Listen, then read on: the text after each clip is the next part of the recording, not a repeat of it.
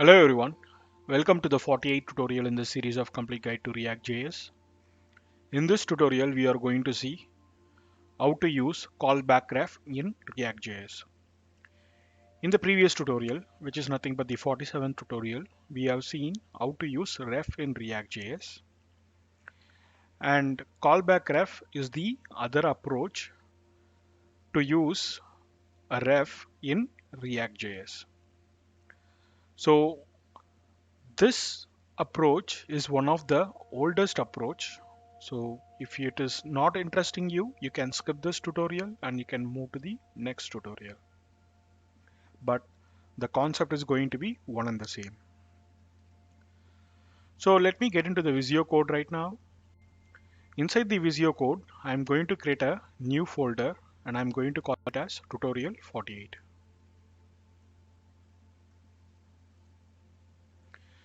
In this folder, I'm going to create a new file and I'm going to call it as callback ref.js. And I'm also going to create RCC. That is nothing but I'm going to create a class components with the help of the code snippet RCC. And inside this, I'm also going to create a constructor using con. So at first in callback ref, there are 4 steps involved in it. The first step is what I'm going to do is what are all the name or the attributes whichever I'm going to pass as a ref parameter. I am going to mention that over here. Say for example, I am going to mention as this dot username and I'm going to assign it with null value.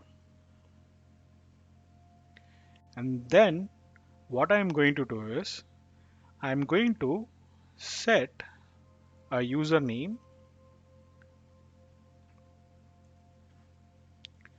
and in this I'm going to pass element attribute as a parameter. Apologize. So it should be like this element and this element should define a function. And inside this function, what I'm going to do is I'm going to mention the username as element like this. So basically what I am doing is I am setting this value with the help of the callback method. So this element is nothing but an attribute. Attribute in the sense like a parameter that is passed to this set username and this is passed implicitly. You don't have to mention anywhere else. Implicitly means, for example, if you are passing any parameters, that parameter has to be defined and then you will pass it into a method. If you don't have to declare anything and you are passing it in the as a parameter in a function means that is called as an implicit way. So I'm not creating any element over here. I'm just passing it as something which is already being present, that is called implicit. So I am passing element over here implicitly.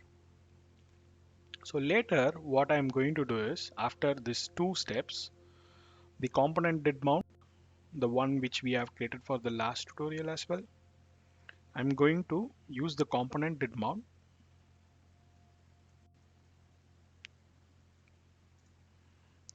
and this is a method, and inside this method what I am going to do is I'm going to examine that the username is having some value or not. If it is having some value, then what I am going to do is I am going to make that particular username focused. So in the previous tutorial, we have accessed something called current object, right?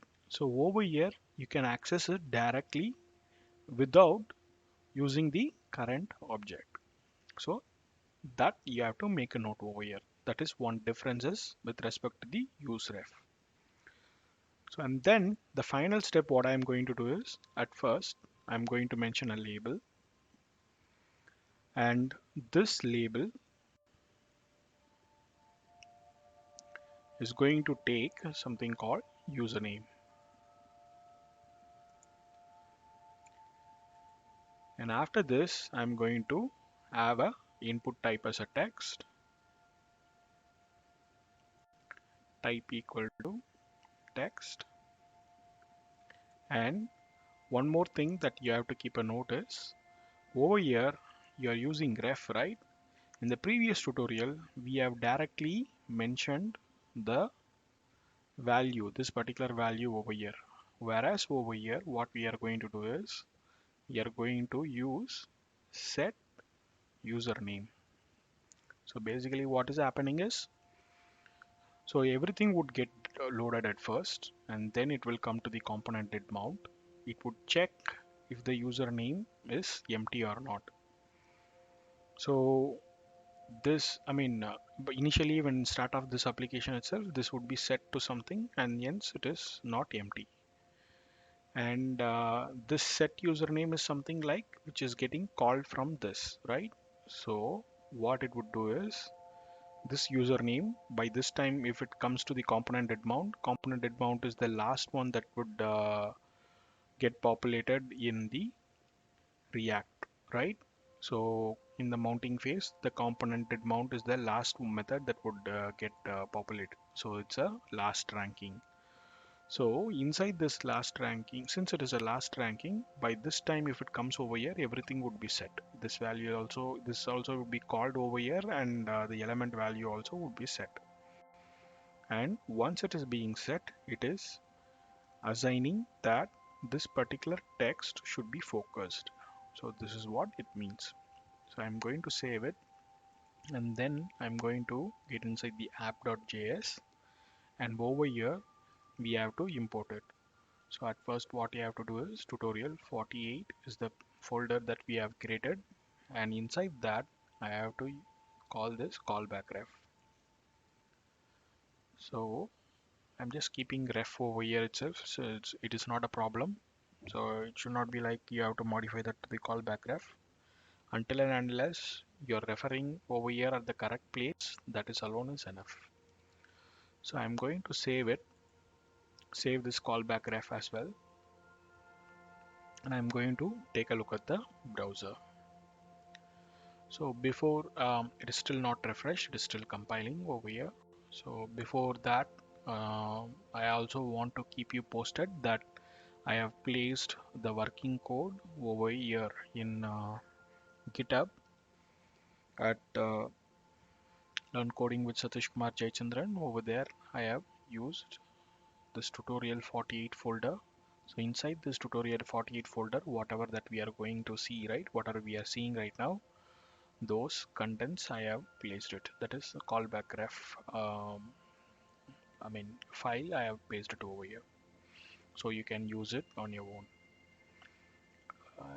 My browser is still getting loaded. The reason is, like, if you're using callback ref and callback ref, obviously it would take some time. So that is the reason.